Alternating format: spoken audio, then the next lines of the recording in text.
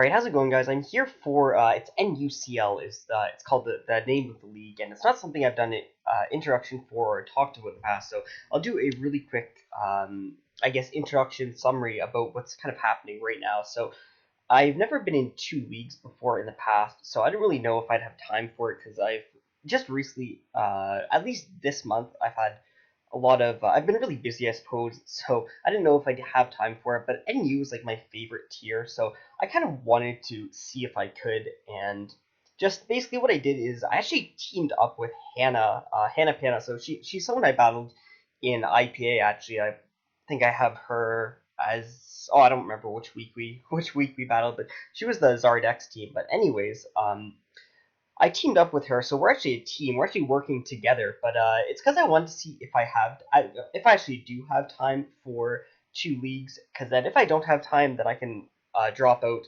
and not actually mess anything up. Because they're not technically losing a player because I'm working with someone. So everyone was fine with it. We went together, we build together and play together and do all that stuff. So it's really fun. I'll really quickly go over the team. This was actually a really, really good battle. Like, this was an awesome battle. A great way to start off a new league, a new experience for you. It was a really, really good thing for me. So Tom is actually amazing in NU, and I was really glad to be able to have this battle, and I think it was an amazing battle. So basically, I helped prep with Hannah, and then I had to move, so I passed her the team, and then I'm just like we didn't finish a few of the EVs, so I'm just like finish up the EVs and stuff. And I thought I was gonna miss the match because of how I was moving, but I actually made it. So, anyways, really quickly going to go over the sets. Boufflant is Assault Vest. No real crazy EVs with it, I don't believe. It's Head Charge, EQ, Pursuit, and Mega Horn, because he does have the Claydol. Mesprit does really, really well in this matchup. It's a Life Orb variant with, it's our Stealth Rocker, because we wanted Heal Bell on the Clefairy, so it rocks 3 attacks with Psyshock, Ice Beam, and Signal Beam, because he did have a Malamar on team matchup. Rotom is it's a physically defensive-ish Rotom. Mesprit and Rotom both have enough speed to outspeed Max Speed, Jolly, Nature, Malamar, and that also outspeeds a plus special attack Nature Meg Mortar. So kind of, yeah, that was the benchmark worth meeting for those. Rotom is kind of physically defensive. It's like max HP, 44 defense with a bold nature. And it was for stuff like Steelix, and it was just really good in general. Primate and Steelix were the two main things. It has a Colbur Berry for Malamar, which didn't end up coming, but it also could potentially have doubled for a Sheer Force Crunch on Steelix. Even if it was defensive, he could have just slapped Crunch on and like Sheer Force. But I mean, Sturdy's kind of nice for a few things on our team, anyways. I suppose, but anyways, it's just a nice kind of physically defensive Pokemon to pair with Clefairy, and yeah, that's kind of why we ran it. It was just really nice for Primate because Clefairy does not wall Primate. Next thing is a Bomb Snow, one of the best Pokemon in the entire game. This is a sub-Focus Punch set. It's actually like really similar to the set that I bring, but it's leftovers with Woodhammer over Giga Drain because we assumed he'd try to bring like a Spit F Cryogonal to try to take on a Bomb Snow because yeah, like nothing takes on a Bomb Snow. So we have sub Focus Punch Woodhammer in Blizzard with kind of mixed EVs and HP investment. I don't really remember which benchmarks they were, but I believe we are primarily physically offensive and Brave Nature, if I'm not mistaken. Next is Specially Defensive Clefairy with Heal Bell, Soft Boiled, the Yellow Magic, and Seismic Toss, I believe. Yeah, it is. And then the last thing is a offensive Adamant Kabutops with Rapid Spin and Aqua Jet, and yeah, those are the really only noteworthy moves because Stone Edge doesn't hit, and I think the last one was just Waterfall. So yeah, Aqua Jet has a chance to OHKO Meg Mortar. It guaranteed OHKOs after a Life Orb round, so in theory we can trade with Meg Mortar. It guaranteed dies after rocks. It has a chance to OHKO, stuff like that. So yeah, it's just pretty nice in general. And it does like a ton of damage to Vileplume. Like Stone Edge does a ton of damage. But anyways, I guess we'll just start off with the battle. So we both lead off right here. Like I said, we work together with the Rotom, predicting either the Scarf Primate to lead, Steelix to lead, few things like that. We can Volt Switch because, I mean, Steelix isn't really going to come in because this is our answer to Steelix anyways. I go into a Bomb Snow, and we double here because we want to kind of scout for the HP Fire in case he's like some like really spit F set that's like an EV to Live Blizzard. So we go out here, but he switched out to Craggle because I guess, like you said, that was his Bomb Snow counter. But I mean, we're Salt Vest, so just gonna hit him up with the Pursuit. That does a ton of damage because, like I said, he has a Steelix anyway, so that does a ton of damage. Like that does a really good amount of damage. Pull out to Rotom as he does not go for Stealth Rocks, so that's actually pretty nice. He goes out into Sliggoo, so yeah, Rocks don't go up, which is pretty nice for us. I mean, he's got the Sliggoo in on the Rotom, but like Sliggoo doesn't really do very much to the team. I believe he's like a really offensive variant on Sliggoo anyways, which is actually pretty cool. So yeah, we just go into Clefairy here, and that does absolutely nothing, which is pretty cool. Going to pull the double out into Rotom, kind of trying to test the waters for a few things, but we wanted to... I think we were expecting the Steelix, and we didn't want him to get free rocks, so that's why we went into Rotom. That worked out okay because, I mean, we can burn the Vileplume, and Vileplume's a... Well, I mean, it's just really nice to get Vileplume burned because it's really fat. It's a Clefairy answer. It's a Kabutops tank. It's kind of a Kabutops answer. It's fast. I think it might be faster than Bomb Snow because we have no speed and minus speed nature. And yeah, like I assume he's like tailored for outspeeding 0 speed of Bomb Snow or something. I don't know. But we go for EQ trying to get the Steelix, and it doesn't work. He's just going to sack off his Cryogonal, and we're going to go down as well.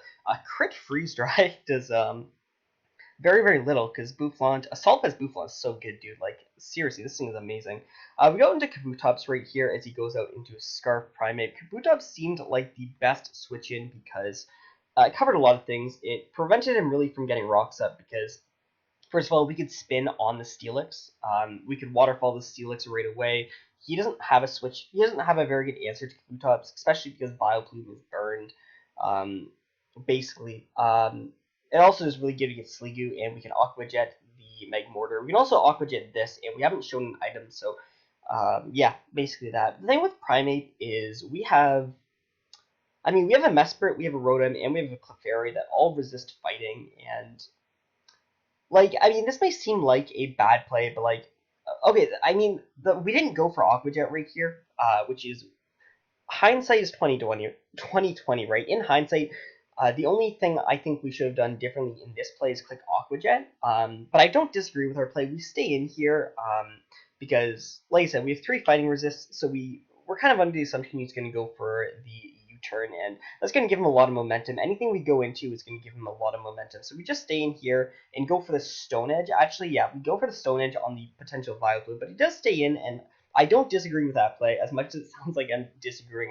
That's a great play. I agree with Tom doing that. That was a great play. But we can get Rocks up right here as the Sliggoo comes in, which is, I mean, works out in the end for us anyways. And we are Life Orb, and this thing doesn't have the best physical defense, so we are going to be able to 2-hit KO that, which is very nice. Ice Beam, of course, being the safest move to go for right there in case he wants to pull out the Steelix. He goes out into the Steelix, no, he goes out into Primate, sorry, right now. Yeah, never mind. He goes out into Primate right here, and he's pretty free to U-turn. We're going to pull out here into Rotom, and our thought process for that is taking U-turn damage on Rotom doesn't put us in range of anything. It doesn't put us in range of anything that we weren't already in range of. So going into Rotom is not a bad play. It lets us kind of judge for, like, I don't know, maybe he's banded and he's just let off with banded Primate or something. I mean, that was just kind of a side benefit, was we could see what it was. But the reason we don't sack Mesprit right here to the U-turn, or I guess because like we're like offensive, so like we're gonna take a lot from it anyways. The reason we don't just stay in here with Mesprit anyways is because the only thing he could really, in our minds, the only real thing he could bring in on Rotom to actually like threaten it out is Magmortar. So if he brings in Magmortar, obviously we just have to sack Mesprit anyways. But the thing with Magmortar is if we force it in, it takes Stealth Rocks damage. So that was our thought process right here. So we save Mesprit by going into Rotom right here as he goes for the expected U-turn, which, I mean, is definitely his best play. I mean, you know, there's no reason not to. But Primate takes Rocks damage, and he actually ends up going to Vileplume, which isn't really what we thought he'd go into. But I mean, that's okay. Hex plus Burn, I believe 1v1s this anyways, but I mean, we didn't want to get poisoned on Rotom anyway, so we're just going to Volt Switch out here into our Mesper right now. If he attacked, he'd be low enough that it's not really a threat, and I believe we could tank a hit anyways, but he kind of has to go for the healing move no matter what anyways. So, yeah, we go for Ice Beam right here. It does the most to Steelix, and it does a pretty much the same amount of damage to Fizdev Vileplume as Psyshock anyways. So that works out for us. He goes for rocks, and that lets us three hit KO him and leave us at 2%. So that's actually going to give us initiative because he has to go into something to kill us. So he goes into Primate. I mean, he takes rocks damage, but it's resisted, so it doesn't really go. It's not. It's probably. I doubt it's ever going to come into play. But this is where he has to come into Magmortar right now and takes rocks damage, and he's basically forced out by Clefairy. So he actually right here he basically just took 50%. So it's basically like Charizard Y right now or something. So yeah, that's actually pretty cool. So we just took 50%. Now, Vileplume is. I mean, Vileplume can't be T-Wave because it's burned, first of all, but he's got the Vileplume right here, and if he goes into Vileplume on a Moonblast or a T-Wave on Clefairy, we basically have to sack him on, because with Rocks up, a Bomb Snow has a very low chance of surviving a Sludge Bomb, which is obviously what you go for. I believe it's like 70% chance to kill a Bomb Snow after Rocks, if I'm not mistaken, from a Vileplume. So yeah, basically that's the thing. If Vileplume comes in right here on us, then we basically have to sack him onto it. So we have to make a really, really aggressive play right here and double into a Bomb Snow. That was the play we wanted to make. I mean, that was a play that I convinced Hannah to make. I suppose it was it was an iffy thing. We took a long time to think this over, and this was one of the turns where the game could really go either way. It wasn't really a 50-50. It was kind of about who had the balls to pull the trigger on the really risky play. So in my opinion, we were kind of forced to pull the double into a Bomb Snow no matter what anyways if we wanted to win, because if Vileplume came in, we basically had to sack him on anyways. So in my opinion, we were forced to make this double right here.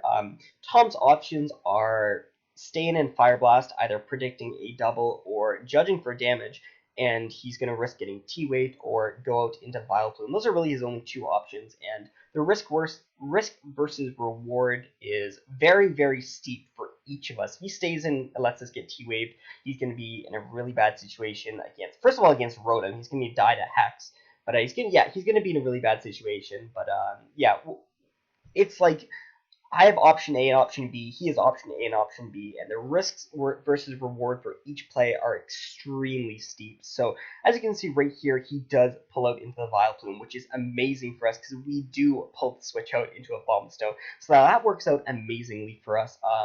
A little bit of an iffy play right here is we go for sub a few times. I mean, it wasn't a bad play because we have to sack a Bomb Snow no matter what anyways, but I think it would have been nice to have kept the hail up to get the damage on Magmortar. Like, he wasn't going to hard switch into Magmortar, so Blizzard was probably fine, or even subbing once. Like, he couldn't risk going to Magmortar right on the Bomb Snow, so, like, the only other regret I think that that I have about our plays right here was not going for what's it called? Not going for Blizzard earlier and getting the damage onto the Magmortar. So yeah, that's basically the thing. So like we said right here, he has to go out into this right now and go for the Flamethrower, and of course that's going to finish us off. He has Life Orb, and if we had Hail up, he would have taken Hail damage, and that would have been really, really good. So actually, yeah, that's a bit of a shame. As you can see, he goes for Fire Blast, gets 45% as we go for the Soft Boiled. So yeah, I think if he took Hail damage right there, actually, I think if he took the 2 turns of hail damage, he wouldn't be able to switch out right here. So, the fact that he doesn't take the 2 turns of hail damage is actually pretty big, a pretty big misplay. Not a misplay, sorry, but I think we didn't think far ahead enough for that. So, yeah, that's basically that. 45 is like a really, really strange number for Fire Blast to hit, because it's like bare minimum for it's like almost bare minimum for Modest, and it's like crazy max high roll for Timid. So we really didn't know whether he was modest or timid right here. And modest can get up to 53% on Clefable, and timid does not enough for us to care with Clefable. So this was a really, really iffy number for us to see because we really didn't know if this was timid or modest. Now, we have two options right here. Well, we have a few options right here, actually. One of them is going for T-Wave, and the problem with going for T-Wave is if he's timid, I believe he is still faster after, even after the paralysis, because Fairy is so slow. Now, I did a quick speed calc with this, and I went in game, so like it was a very quick calc because I mean we were nervous, so I could have been wrong with that, but I'm like almost 100% sure that timid Magmortar is still faster even with the paralysis than Clefairy, based on my number crunchy at the time. So I wasn't really sure. Hannah actually wanted to go for T-Wave right here.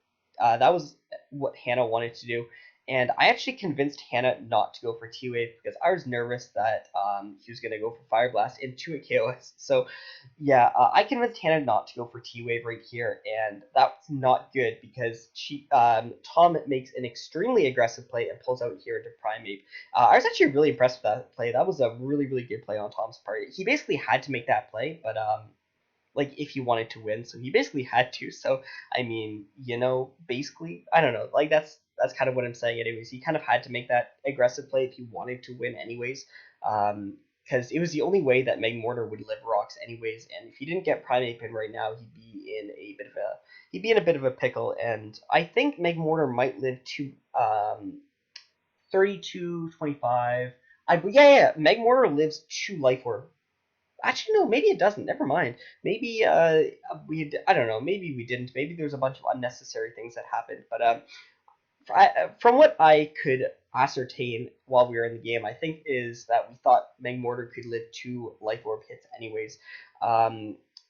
Jolly Primeape has a very high. It has a chance to OHKO Clefable. It does like 92% min and then like 100 and some percent max. So it has a chance to OHKO Clefable, and that's basically the thing. Now, we did a bunch of damage calcs right before right here because we had a few. We didn't have very many options right here. We did a bunch of damage calcs against the Rotom. We found out after that this was Jolly Primeape anyways, so yeah, that's basically fine. Now, it's Jolly Scarf Primeape, so from the health that we're at, it's like 50 something. We did calc and we live rocks plus 2 gunk shots, I believe. Yeah, I think that was the thing that we calculated for. We live rocks plus 2 gunk shots, or at least we have a very, very high chance to. I guess you'll see right here, but the max roll for gunk shot on Rotom is like 22%, I believe. I think it's like 22.4, 22.5. I don't know. It's like 22% is the max roll on Rotom. So yeah, we took a lot of time to think about this play right here. We could have gone for Moonblast, I suppose. I don't know. We were just afraid of Magmortar cleaning up because it is plus speed nature, and Rotom does, of course, die to it. So we pull the switch out here. Like, if he didn't go for Gunk Shot, then that wasn't a issue, because if he predicted the Rotom and went for anything other than Gunk Shot, then we still won, because like he couldn't switch Magmortar in on Clefable and not die to Rocks plus Moonblast, and if he came in, we still had a good chance to live the roll anyways, and when you factor in the chance to miss, it basically lowers the chance for him to get the roll anyways. So we pull the switch out into Rotom right here at 44%, and like we see right here, 22% is what he gets. So as I mentioned, that is a like max high roll. That's an insanely high roll that like he can't get over 22%. So the chances of us taking this next Gunk Shot is almost guaranteed. Factoring in the chance for him to miss and factoring in the chance of him getting a second insanely high max high roll, it's not really like if he got insanely lucky, then if he gets insanely lucky, basically he can kill Rotom right here. But like he basically has to get an insanely high roll, but he ends up missing, which is really nice for us because we don't miss our Wisp. With him being burned, Clefairy, I'm horrible. With him being burned, Clefairy could take like 40% from gunk shot, so he would be able to KO us with gunk shot from there. But Clefairy walled Meg Mortar anyways, so like it's all good, it's all okay anyways. But anyways, that's going to be the game right there. As you can see, he's going to be going down at 2 Life Orb. I think we probably should have went into Clefairy on the last turn on the Flamethrower so that he died to Life Orb and we had a higher differential. We would have gotten a +2 differential right there, but we didn't. But either way, it was actually a really, really good game. I was really happy with this game. Really happy with Hannah. She's a great partner. We took a lot of time building the team and took a lot of time working together, and it was just a really, really good battle. And yeah, that's basically it.